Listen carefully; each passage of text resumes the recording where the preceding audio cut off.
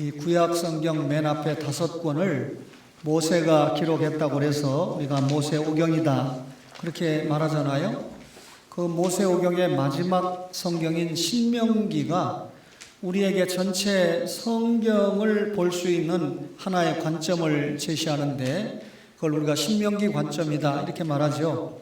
말씀에 순종하면 복을 받고 말씀에 불순종하면 저주를 받는다라고 하는 내용이잖아요. 근데 굳이 학자들이 모세오경 혹은 다른 말로 율법서다 이렇게 말하는데 이 모세오경의 내용을 보면 모세 당대에 관련된 모세와 관련된 시대의 기록이 출애굽기, 레위기, 민수기, 신명기잖아요. 그렇다면 창세기는 모세 시대를 준비하는 하나의 서론이었다라고 학자들이 평가를 할 정도인데 모세 시대에 있었던 중요한 사건이 뭘까요? 뭐니 해도 출애굽 사건이겠죠. 죄와 사망에서 주님의 십자가 보혈로 구원받는다는 것을 가르쳐주는 출애굽 사건인데 우리가 애굽에서 나와서 구원받았다고 바로 천국에 가나요? 이 땅에서 광야 교회를 통해서 사명을 감당하다가 주님이 불러주실 때 천국에 가는 거 아니겠어요? 따라서 애굽에서 나온 이스라엘 백성들은 가나안 땅을 향하여 가는 광야 교회 여정이 대단히 중요합니다. 그런데 이 광야 여정을 마치고 가나안 땅에 들어갈 때 여호수아서를 보면 7년 동안 정복 전쟁을 하고 그리고 18년 동안 이 땅을 분배해서 25년의 역사를 기록한 것이 여호수아라는 책인데요. 신명기라는 율법서가 끝나고 여호수아부터 에스더까지 12권의 성경을 뭐라고 그럽니까? 역사서라고 말하잖아요. 그런데 신명기가 끝나고 난 다음에 우리 성경에는 표기가 빠졌지만 원본 히브리에는 와우라고 하는 접속사 그리고가 들어가 있습니다. 신명기가 끝나고 그리고 다른 사람이 기록했는데 여호수아가 시작되는 거예요. 그렇다면 율법서와 역사서가 전혀 다른 기록이 아니고 이어지는 기록이다라고 하는 것을 알 수가 있잖아요. 여호수아가 정복전쟁을 끝내고 땅을 분배한 다음에 어떻게 됩니까? 하나님의 부름을 받았을 때 이스라엘 백성들이 범죄하게 되죠. 사사시대를 통과하고 그리고 왕을 세워달라고 해서 왕정시대가 시작되지 않습니까? 오늘 여러분과 저가 열왕기상 17장을 읽었는데요. 이것은 왕정시대의 기록인데 왕정시대를 대표하는 성경이 6권이 있는데 사무엘상, 사무엘하, 열왕기상, 열왕기하, 역대기상, 역대기하라는 6권의 성경입니다. 그런데 이 6권의 성경 가운데 우리가 오늘 열왕기서를 맞이하고 있지만 이 열왕기상에서 시작되는 부분은 이 왕정시대를 확실하게 세 시기로 구분을 하는데 첫 번째 시대가 통일왕국 시대입니다. 그러니까 다윗과 솔로몬은 통일왕국의 왕들이잖아요. 이 시기를 이 열왕기상이 기록을 했고 두 번째는 분열왕국 시대 가운데 이 솔로몬이 죽고 난 다음에 남쪽 유다와 북쪽 이스라엘로 갈라지게 되잖아요. 이 두 번째 분열왕국 시대를 또 열왕기 역사가 기록을 하고 마지막 세 번째는 남쪽 유다의 단독 왕정 역사를 기록합니다. 아시는 것처럼 북쪽 이스라엘이 하나님의 말씀에 불순종하고 우상 숭배하다가 아수르에 의해서 주전 720년에 망하게 되잖아요. 그렇지만 남쪽 유다는 이 분열왕국 이전에 통일왕국 시대의 다윗과 솔로몬 왕가를 이은 왕국이 남쪽 유다거든요. 그래서 다윗과 솔로몬 때는 굉장히 강했던 이스라엘이 대단히 축소가 돼서 남쪽 유다로 예수님의 혈선이 이어지는데 이 남쪽 유다가 북쪽 이스라엘이 망한 다음에도 약 135년 정도의 역사가 지속되고 그리고 바벨론에 의해서 망하게 되잖아요. 여러분들이 오늘 이 설교를 잘 아시려면 이 정도의 구약 역사적인 어떤 관점을 초원의 가족들은 알아야 됩니다. 그런데 바벨론에 망하고 이제 남쪽 유다 역사가 끝났다라고 말씀을 드렸는데 이 북쪽 이스라엘이라는 나라가 시작될 때 그 첫 번째 왕이 여로보암이잖아요. 근데 여로보암은 원래 하나님이 지정하신 성전을 건축한 땅이 남쪽에 있는 예루살렘입니다. 예루살렘의 나라가 분열이 됐으니까 못 가니까 단과 베델에다가 북쪽 성전을 짓고 거기에서 제단을 쌓게 했는데, 이것은 신명기 11장의 말씀에 의하면 가장 하나님이 싫어하는 죄를 북쪽 이스라엘이 범하기 시작한 겁니다. 그래서 여로보암부터 북쪽 이스라엘이 19명의 왕 호세아까지 가는데, 모든 왕들이 여로보암의 죄를 답습해서 성경의 왕정 시대를 평가할 때 여로보암의 길을 따라갔다 하면 하나님의 뜻에 위배된 이 율법을 준수하지 못하는 삶을 살았다라고 평가하는 것입니다. 북쪽 이스라엘이 이렇게 망하는 걸 보면 남쪽 유다가 대단히 정신 차리고 살아야 되는데, 남쪽 유다도 르호보암에 의해서 세워져서 시드기야까지 수명의 왕이 통치를 해가는데, 그들 중에 다윗의 길을 따라갔다, 이게 이제 하나님의 뜻에 순종한 왕들을 평가하는데 20명 가운데 8명 뿐입니다. 그런데 8명 가운데도 시종이 유일하게 다윗의 길을 따라갔다고 평가받는 사람은 4명밖에 되지 않고, 그 중에 대표적인 사람이 여러분이 잘 아시는 히스기야 왕이 되는 것이죠. 그러면 북쪽 이스라엘이 망하고 남쪽 유다가 정상적인 이 언약을 이행하는 국가로 가야 되는데, 긍정적인 왕이 있었고 대표적으로 부정적인 왕이 있었는데, 긍정적인 왕은 종교개혁을 행했던 16번째 16대 왕인 요시야 왕이었습니다. 하나님이 대단히 기뻐했죠. 이 역사상의 마르틴 루터나 칼빈을 통해서 일어났던 교회개혁을 하나님이 대단히 기뻐하셨기 때문에 오늘 개혁교회가 세계도처에 세워진 것 아니겠습니까? 그런데 이 히스기야 다음의 왕인 므낫세 왕, 14번째 왕이죠. 이때 얼마나 악행을 했는지, 실제로 20번째 왕인 시드기야 때 바벨론의 포로로 끌려가고 남쪽 유다가 망했는데, 실제로 망할 수밖에 없도록 결정을 하나님이 하신 때가 므낫세 왕 때다라고 학자들은 그렇게 보고 저도 공감을 합니다. 그만큼 므낫세 왕 때 하나님의 뜻을 떠나서 우상숭배하고 불순종하고 하나님이 보낸 사자들의 말을 듣지 않았던 시대가 므낫세 시대라는 거죠. 그러니까 하나님이 이미 신명기 사관에 의해서 말씀에 불순종했던 북쪽 이스라엘을 물리쳤잖아요. 남쪽 유다가 정신 차리지 못하고 가니까 남쪽 유다도 결국 바벨론이라는 몽둥이를 들어서 물리치지 않았습니까? 하나님께서 말씀하시기를 내가 내 이름을 두리라고 하는 예루살렘을 폐하리라 라고 말씀을 했는데, 하나님은 약속하신 대로 이스라엘 백성이 불순종하고 하나님 앞에 불신앙하니까 징계를 하셨던 것입니다. 오늘은 북쪽 이스라엘의 7번째 왕인 아합 시대를 이야기하고, 그리고 아합의 아들인 아하시야 8번째 왕이죠. 그리고 그때 활동했던 선지자가 누구라는 겁니까? 엘리야 선지자라는 겁니다. 이 정도만 말씀을 들어도 북쪽 이스라엘이 다 여로보암의 길을 따라간 아주 악한 왕들인데, 아합과 아하시야는 아주 그 중에 대표적인 왕가, 하나님을 떠난 대표적인 왕가거든요.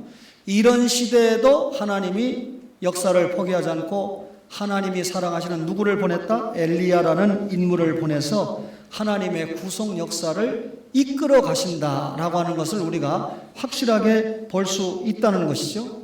결국 엘리야 선지자와 아합 왕과 엘리야 선지자인데, 아합 왕은 바알을 섬기는, 아세라를 섬기는 우상 숭배의 대표적인 왕입니다. 그리고 엘리야는 이런 우상 숭배를 척결하는 여호와 절대 신앙의 대표적인 선지자로 등장합니다. 결국 엘리야 선지자와 아합 왕의 전투가 하나님 절대 신앙과 우상 숭배 절대자와 한판 승부가 되는 것이죠.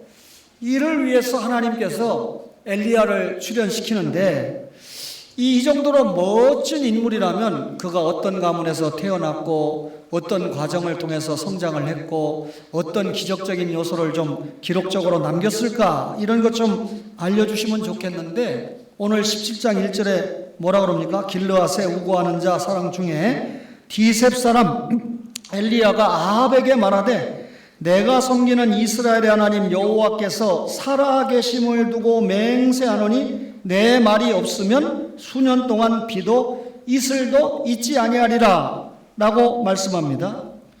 이 엘리야의 출생이나 성장에 대해서 1절 침묵하고 있는 거죠. 그러면서 아합에게 가뭄을 예언하고는 사라져버립니다. 이 가뭄이라고 하는 것은 아합과 이스라엘 백성들이 하나님의 말씀을 떠나서 우상 숭배한 일에 대한 엄청난 심판을 하겠다. 그 심판의 내용이 가뭄이다. 여러분, 가뭄의 고통을 여러분이 잘 모르시나요? 저도 가뭄의 고통에 대해서 늘 생각을 했지만 최근에 지난주에 잠깐 언급했지만 어느 나라가 완전히 소가 일어나지 못해요. 이 하도 가물고 물도 못 마시고 풀도 못 뜯어 먹어가지고 일어나지 못해서 갈비를 다 드러내고 하는데 모든 소가 다 그런 모습을 보이는데 정말 그 뉴스 자체를 보면서도 참 이게 현재의 지구촌에서 일어나는 일인가, 가뭄이라고 하는 게 얼마나 이 엄청난 심판인가를 생각해 보게 되는데요. 하나님의 말씀이 없는 한 피 한 방울 오지 않는데 이것은 너희들이 바알 숭배를 한 것에 대한 심판이다, 그 말이죠. 하나님께서는 이 엘리야가 이런 아합 왕궁에 대해서 이런 심판 예언을 했으니까 아합이 그 듣기 좋은 말 아니잖아요. 그러니까 반드시 엘리야 선지자를 죽이려고 했을 겁니다. 그래서 하나님이 아시고 엘리야 선지자를 그리시네가로 피난을 시켰죠. 이 아합과 이세벨이 아주 악독한 부부인데 선지자를 그냥 둘 리가 없잖아요. 그래, 아합 왕의 입장에서 볼 때는 이 엘리야가 하는 말이 민심을 교란하는 녀석이다. 설사 비가 안 올지라도 비가 온다고 그래야 되는데 비가 안 온다고 예언을 했죠. 그리고 아합 왕가가 통치하는데 도움이 되지 않는 반정부적인 인사다 해가지고 그만 죽이려고 하니까 하나님이 아직 엘리야가 죽었다라는 건 사명이 끝난 거잖아요. 사명이 남아있어요. 아직 사명이 남아있다는 것은 죽을 때가 아니라는 거죠. 아직 여호와 절대신앙과 우상 숭배 절대자들과 한판 대결이 남아있고 거기에 엘리야의 사명이 남아있기 때문에 그리시네가에 숨겼던 거죠. 근데 숨어서 어떻게 삽니까? 까마귀가 날아오는 거예요. 피신 중인 엘리야를 위해서 먹이를 날라주는데 여러분, 이 까마귀가 먹을 것을 얼마나 탐하는 동물인지는 조류학자에게 한번 물어보세요. 엄청나게 지 먹는 것만 챙기는 까마귀인데 이런 까마귀가 지금 지가 먹지 않고 먹을 것을 엘리야 선지자에게 날라다 주었다라고 하는 건 기적이잖아요. 오늘 분명히 본문은 그런 기적을 강조하고 있는데 무슨 말입니까? 하나님은 말 못하는 까마귀조차도 하나님 나라 역사를 위해서 순종하는 도구로 사용을 하신다, 그 말이죠. 하나님께서 주권적인 구원 사역을 위해서 엘리야를 들어서 사용하시는 위대한 서막을 이렇게 공개를 하시는 겁니다. 그래서 엘리야가 첫 이적을 행하게 되는데 오랜 가뭄으로 이 식수가 되었던 그리시네까지도 말라버리고 말았습니다. 하나님께서 엘리야 사명이 남았으니까 살려야 되잖아요. 그래서 새로운 공개를 하게 되는데 사르밧 과부에게 엘리야를 공개하라. 사르밧 과부는요, 일단 선민 혈통이 아니고 이방인 여자입니다. 그리고 자기도 먹고 살 것이 없는 기가 막힌 이 과부의 입장인데 이런 이방인 과부가 하나님의 선지자를 위한 이 봉사자가 된다는 것은 까마귀가 엘리야를 공개하는 것만큼이나 신기한 일입니다. 이스라엘 백성들이 배교의 늪에 빠져 있는 동안에 하나님께서는 이방인, 그것도 가장 무력한 과부를 들어서 엘리야를 피난시키고 생명을 연장시키는 것이죠. 이 엘리야도 참 무정합니다. 이렇게 가난한 과부 아무것도 없는데 떡과 이 물을 요청을 했습니다. 이 물과 떡 한 조각은 과부가 가지고 있는 마지막 남은 것인데 그 마지막 남은 것 전체를 선지자가 요구를 한 것이죠. 과부는 떡을 만들어 먹고 아들과 죽기로 했다라고 고백을 하면서도 그 떡을 자신에게 먼저 가져오라고 요구한 엘리야의 말에 그대로 순종을 했습니다. 하나님께서는 비를 주시는 날까지 이 과부의 통의 가루와 병의 기름이 없어지지 아니할 것이다 그랬는데 그렇게 됐죠. 과부도 행복하고 엘리야도 행복한 시간을 보내고 있는데 어떤 일이 생깁니까? 여러분, 이 당혹스러운 한 사건이 생기게 됩니다. 이런 행복을 맞이했던 사르밧 과부의 아들이 어떻게 됐죠? 죽어버린 겁니다. 과부는 이 일로 인해서 엘리야에게 항의를 하는데 당신이 나와 무슨 상관이 있길래 내 죄가 생각나게 합니까? 왜 내 아들을 죽게 합니까? 내가 당신을 선대한 결과가 이것입니까? 내가 당신에게 섭섭하게 한 것이 있습니까? 라고 항변을 합니다. 그런데 항변을 할 때도 이 이방인 여자가 엘리야에게 당신 말이야 이렇게 하고 않고 하나님의 사람이라고 불렀어요. 말하자면 이 엘리야가 하나님이 보낸 선지자라고 하는 것을 확신한 것이죠. 엘리야가 이런 항의를 받고 참 못됐네 이렇게 답변하지 않고 하나님께 간절히 기도하고 그 과부의 어린 죽은 아이를 살리기 위해서 혼신을 다해서 하나님께 기도했는데 하나님께서 그 기도를 들으시고 아이를 살려주셨습니다. 여러분이 사르밧 과부의 입장에서 볼 때 자기 집에 오니 하나님의 사람을 통해서 이 물과 기름 사건, 떡과 기름 사건을 통해서 참 하나님은 전능하신 분이다. 하나님은 참 대단하신 분이다. 이거 깨닫지 않겠어요? 전능하신 하나님 깨닫지 못하면 바보죠. 또 무슨 하나님을 깨달았겠습니까? 죽었던 자기 아들을 살리시는 것을 보고 야, 이 선지자가 믿는 하나님은 생명까지도 살리시는 생명의 주인이 되시는 하나님이다. 생명의 근원이 오직 하나님께만 있구나 하는 것을 깨달은 거예요. 여러분, 하나님이 전능하신 분이고 생명 이 근원이 하나님께 있다는 것을 깨닫는 이 사건을 접한 과부가 얼마나 믿음이 격상이 됐겠습니까? 대단한 선지자 첫 이적을 우리가 들어보았는데요. 이런 엘리야 선지자를 하나님이 갈멜산 전투의 이 주자로 보냈습니다. 엘리야가 사르밧에 체류한 지 약 3년 정도가 될 때 하나님께서 엘리야에게 이제 아합에게 가라 때가 된 거죠. 엘리야는 마치 물을 찾아다니던 아합의 국내 대신인 오바댜를 만나가지고 아합에게 전가를 보냅니다. 아합과 이세벨이 우상 숭배를 위해서 양성한 바알 선지자 450명과 아세라 선지자 400명을 갈멜산에 모으라 그랬습니다. 바알과 아세라 선지자들은 이스라엘 전국에 퍼져서 활동을 했습니다. 여호와의 제사장과 레인들의 역할을 모두 이들이 장악하고 있었습니다. 말하자면 그 시대에 사용받아야 될 하나님의 종들, 제사장들과 레인들이 어디에 있는지 알 수 없을 정도로 기가 죽어서 사는, 그러면서 오히려 바알 선지자들과 아세라 선지자들이 판을 치는 그런 영적인 지도가 그려지고 있었습니다. 엘리야는 갈멜산에 함께 모인 이스라엘 각 지파의 대표들에게 무섭게 책망합니다. 너희가 어느 때까지 두 사이에서 머뭇머뭇하겠느냐? 여호와 신앙과 우상 숭배는 양립할 수가 없다.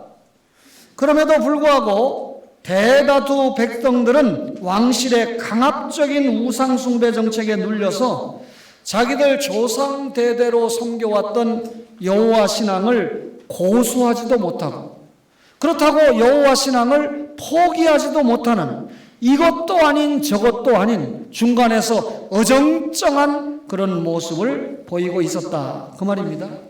하나님께서는 우상과 하나님을 겸해서 섬기는 거, 하나님과 재물을 겸해서 섬기는 거 용납하시는 분이 아니잖아요. 결국 이스라엘 백성의 이런 태도는 하나님을 진노하게 했던 것입니다. 갈멜산에 바알을 섬기는 선지자 450명이 모였습니다. 그런데 하나님의 사람 선지자는 오직 엘리야 한 사람뿐입니다.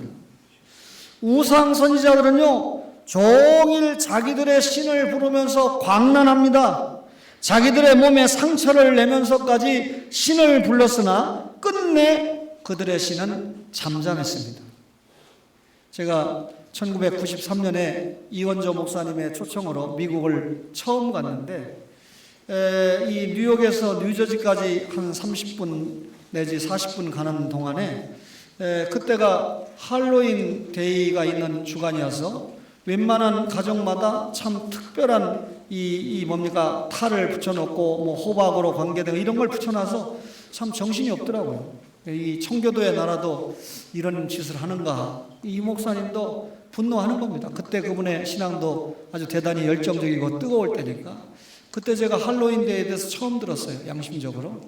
근데 어젯밤에 이 할로윈 데이, 소위 성자들의 이 축일 앞에 이 죽은 영혼들, 귀신이 온다는 것을 막기 위해서 하는 저들의 행사 날에 뭘 알고 저들이 이태원에 모였는지 모르지만 국가적으로 비극적인 사건이 생겼고, 또 오늘인가 이 송도에 있는 유타 대학에서 3,000명이 모여서 할로윈 데이를 하려고 하다가 취소가 되는 그런 일이 벌어지고 있습니다. 그러면서도 무슨 우리 교회를 중심으로 해서 이 교과서가 너무 잘못되어 있으니까 남침이 아니고 6.25 전쟁이 북침이 아니고 남침이라고 이 기술이 되는 등 이것을 좀 바로 잡아야 되겠다고 대형 집회를 예고를 했다가 할로윈 대를 이렇게 사고가 나는 것을 보고 취소를 했습니다. 참 어려운 결단을 한 거죠. 그래도 국가적인 재난에 준하는 이런 사건에 우리가 아무리 정당하다고 해도 대규모로 모여서 소리를 지르는 것은 유족들에게도 좀 안 좋은 모습이고, 그렇다고 해서 취소를 한 상황입니다. 여러분, 이번 기회에 여러분들이 기도할 때 이 정부가, 그리고 이 국회를 점령하고 있는 분들이 이렇게 이 우상과 관계된 이런 행위들이 얼마나 우리에게 아픔을 주는 일인가를 좀 깨달았으면 좋겠다 하는 마음을 가지게 됩니다. 여러분, 우상이 응답할 수 있는 신입니까? 바알 선지자가 바알 아세라가 응답할 수 있는 신입니까? 아무리 선지자들이 광난을 해도 전혀 응답하지 못하죠. 450대 1입니다. 엘리야는 어떻게 응수합니까? 기도합니다. 아주 간단해요. 저들이 광난을 피는 동안에 제단을 수축을 하고 송아지의 각을 떠서 제단 나무 위에 놓고 그리고 도랑을 파고 물을 부었습니다. 저들의 광난이 끝나자 엘리야는 백성들을 단 위로 불러 모으고 기도하는데요. 그 기도가 뭐 장황하지 않습니다. 아주 간단해요. 여호와가 이스라엘의 하나님이다 라고 고백을 하고 자신은 하나님의 종일 뿐이다 라고 고백합니다. 그러면서 자신의 모든 행위가 내 뜻이나 내 주장대로 하는 것이 아니라 하나님의 말씀대로 행하는 것이다 라고 고백을 합니다. 주의 종이, 선지자가, 신자가 하나님의 말씀대로 믿고 살아가는 것 아니겠어요? 오직 하나님의 영광만을 위해서 기도했다는 것이죠. 비록 짧은 기도였지만 우상 숭배로 말미암아 하나님의 영광이 모독되고 교회의 덕이 완전하게 훼손되는 그때에 엘리야의 애타는 심정이 드러난 기도입니다. 그리고 그 기도에 하나님께서 응답을 해 주시기를 간절히 원했던 것이죠. 그때 하나님께서 하늘에서 뭘 보냈죠? 불을 보내서 응답을 하셨습니다. 이를 본 모든 백성이 하나님을 칭송했습니다. 엘리야는 바알 선지자들을 잡게 해서 기손 시내로 내려가 다 죽여버렸습니다. 가뭄의 근원이었던 우상 숭배가 멸절되자 하나님께서는 드디어 지면에 비를 허락을 하셨다라고 하는 것이 갈멜산 대결의 내용이죠. 그리고 이 엘리야가 로뎀의 은총을 체험하게 되는데요. 3년 6개월 만에 쏟아지는 단비를 맞으면서 엘리야가 행복감에 젖어 있었겠지만 이세벨이라는 악한 여자가 엘리야 선자의 죽음을 경고했습니다. 아직도 엘리야의 사명이 남아있기 때문에 하나님이 엘리야를 호렙산으로 피신을 시켰고요. 그 로뎀나무 아래에서 엘리야가 간절히 기도했습니다. 열왕기상 19장 4절의 기도는 결코 자포자기하는 기도가 아니었다는 것입니다. 열왕기상 19장 4절을 한번 제가 읽어 드리겠습니다. 자기 자신은 광야로 들어가 하룻길쯤 가서 한 로뎀나무 아래에 앉아서 자기가 죽기를 원하여 이르되 여호와여 넉넉하오니 지금 내 생명을 거두시옵소서. 나는 내 조상들보다 낫지 못하나이다 라고 이렇게 간절히 기도를 했습니다. 심각한 영적인 고통과 심오한 감정의 아픔을 엘리야가 하나님께 호소를 했던 것이죠. 지쳐서 잠든 엘리야에게 하나님의 사자가 나타났는데 그것을 천사라고 했습니다. 그 천사가 엘리야를 어루만지면서 위로를 했습니다. 하나님의 보호, 하나님의 사랑의 손길의 위로겠죠. 그러면서 일어나라 라고 명령합니다. 엘리야의 머리맡에 숯불에 구인 떡과 물이 있었습니다. 그리고 엘리야는 먹고 마셨는데 일어나서 2번이나 먹고 마셨습니다. 이제 힘을 얻었죠. 그리고 40주야를 행하여 하나님의 산 호렙에 이르게 되고 호렙산에서 엘리야는 세미한 음성 중에서 하나님을 만나 위로의 말씀과 더불어 새로운 사명을 분부받습니다. 새로운 사명을 분부받았다. 여러분, 이런 그 말씀을 볼 때 세상은 온갖 방법으로 하나님의 사람을 죽이려고 합니다. 그러나 하나님께서는 피할 길을 주시고 친히 보살펴 주신다는 거죠. 결국 하나님 통해서 새로운 힘을 얻으면 그 힘을 통해서 우리가 남은 사명의 길을 걸어갈 수가 있다는 것이죠. 여러분과 저가 행로에 지쳐 있습니까? 이 세상 인생사 고난에 여러분 힘들어 지쳐 있습니까? 하나님께서 새 힘을 주실 때 넉넉히 일어나서 사명을 감당할 줄로 믿습니다. 어떻게 하면 새 힘을 얻을 수 있을까요? 어떻게 하면 독수리의 날개침같이 올라갈 수 있을까요? 하나님의 말씀과 성령의 지배를 당하는 것이죠. 그리고 이 엘리야가 자신의 마지막 사명을 자신이 떠난 이후에 사명을 감당한 엘리사를 세우는 사역을 감당합니다. 갈멜산 승리 이후에 엘리야의 가장 큰 업적은 자신의 뒤를 이을 엘리사를 발굴한 것입니다. 엘리야는 자신의 후계자를 고름에 있어서 인간적인 조건보다는 먼저 하나님께서 사용하시고자 하는 자가 누구인지 하나님의 뜻을 먼저 생각을 했습니다. 그 사이에 왕비 이세벨과 함께 온갖 악행을 저지르던 아합이 죽고 그 아들 아하시야가 왕이 되었습니다. 그리고 북쪽 이스라엘은 국력이 막 쇠퇴할 때입니다. 이때 엘리야는 아합 시대에 활동하려다가 그 아들인 아하시야 왕 때에도 선지자로서 대결할 수밖에 없었습니다. 사명을 감당했다는 거죠. 이방신에게 의지하는 아하시야에게 엘리야는 하나님의 심판을 변함없이 경고를 했고 아하시야는 3번씩이나 병사를 보내서 엘리야 선지자를 죽이려고 했습니다. 그러나 하나님께서는 그들을 불살라 버리고 말았죠. 결국 엘리야의 예언대로 아하시야가 병들어서 죽고 여호람이 즉위를 했습니다. 엘리야의 공적인 사역이 끝난 시대죠. 하나님께서는 이때 엘리야를 부르셨습니다. 엘리야는 하나님께로 가기 전에 자신의 모든 권위를 엘리사에게 위임을 했습니다. 엘리야는 승천한 선지자잖아요. 산채로 승천하기 전에 엘리사를 연단하기 위해서 여행도, 스승과 제자가 함께 여행도 했습니다. 그러면서 선지 생도들에게 나의 후계자가 은연중 엘리사다라고 하는 것을 나타내 보여주었습니다. 선지 생도들이 보는 앞에서 요단강을 가르는 마지막 이적까지 행하면서 엘리사에게 후계자 계승식을 행했습니다. 엘리야는 승천을 자신의 영광으로 남기지 않고 오직 후계자 엘리사를 위한 증거로 남겼습니다.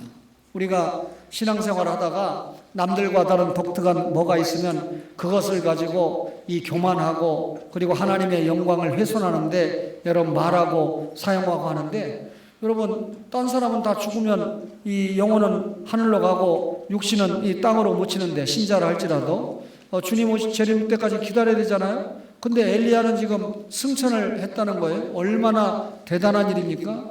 그런데 엘리야는 이것을 교만의 재료로 삼지 않고 자기의 제자 후계자인 엘리사가 하나님의 사람이라는 결정적인 증거를 위해서 남긴 겁니다. 따라서 이 엘리야 시대를 이어서 엘리사가 또 사명을 감당하는 것이죠. 이런 그 엘리야의 모습은 하나님의 절대 주권에 대한 철저한 신앙을 보여주는 것이고, 그리고 자기의 뒤를 이어서 하나님의 일을 감당할 제자에 대한 뜨거운 사랑을 보여주는 것입니다. 엘리야의 승천은 예수님의 승천을 예표적으로 보여주는 중요한 한 사건일 뿐입니다. 엘리야의 승천 후에 엘리사에게 갑절의 영이 임했습니다. 여러분들이 기도할 때 우리 목사님에게 성령이 7배나 뜨겁게 하시고 또 갑절의 영감이 임하게 해달라, 그렇게 이야기하잖아요. 예, 정말 귀한 기도라고 생각합니다. 하나님의 말씀이 이렇게 부피가 작은 것 같지만 정말 이 하나님이 이 완성된 계시를 통해서 우리를 구원시키고 성화시키고 영화로 이끌어 가시는데, 이 말씀을 깨닫는데 갑절의 영감이 없으면 깨달을 수 없기 때문에 아직도 고민합니다. 목회를 조금 알만하니까 후반기가 되고, 말씀을 조금 깨달아서 만난 성도들이 불행하지 않도록 하나님의 말씀을 잘 전하고자 하려고 하니까 조금 세월이 가는 거예요. 이 어제 토요일 날 제가 이제 저희 숙모가 2분 남았는데 뭐 다 80이 넘었잖아요. 그런데 제가 이 만나서 또 전도하러 간 거니까 만나서 이런저런 이야기를 조금 하는데 제가 또 사랑을 전했습니다. 용서하세요. 그러니까 다 듣는데 수많은 조카들 가운데 숙모에게 용돈 줄 수 있는 이 조카는 이 조카밖에 없어. 지난번에도 내가 용돈 받았는데 그러면서 그 다음 말, 아들보다 나는 지금까지 아들한테 한 번도 용돈을 못 받았어, 이야기 하시더라고요. 근데 그 말을 제가 전하려고 한 것이 아니고, 조카 이제는 다 자녀들 시집 보내고 장가 보내고 살만해서 나 돈도 있고 집도 있고, 그런데 이걸 쓸 기력이 없어. 예, 오늘 조카 마지막 보는 거예요. 이 가족들 모임에 이 마지막으로 이제 왔다는 거죠. 자기는 이제 기력도 없어서 이동할 수 없다. 이야, 노세 젊어서 노세. 돈이 있어도 힘이 없으면 구경을 다니고 싶어도 못 다니는구나 하는 걸 제가 교훈으로 좀 받는 하나의 말씀인데, 야, 무슨 말입니까? 늙으면 일 못해요. 기도밖에 못해요. 교회 청소하러 오라는데도 못 와요. 항상 열애시킬 수밖에 없어요. 이 노인 권사님들 슬퍼하지 마세요. 다 인생산인가요? 그런데 이런 설교를 들으면서 그 말 한마디에 옳거니 아직도 나는 기력이 있고 힘이 있으니까, 새벽기도 인도할 힘이 있고 말씀을 볼 힘이 있고 깨어있을 힘이 있으니까 이때 주님을 위한 영광된 삶을 더 힘있게 사명으로 감당해야 되겠다.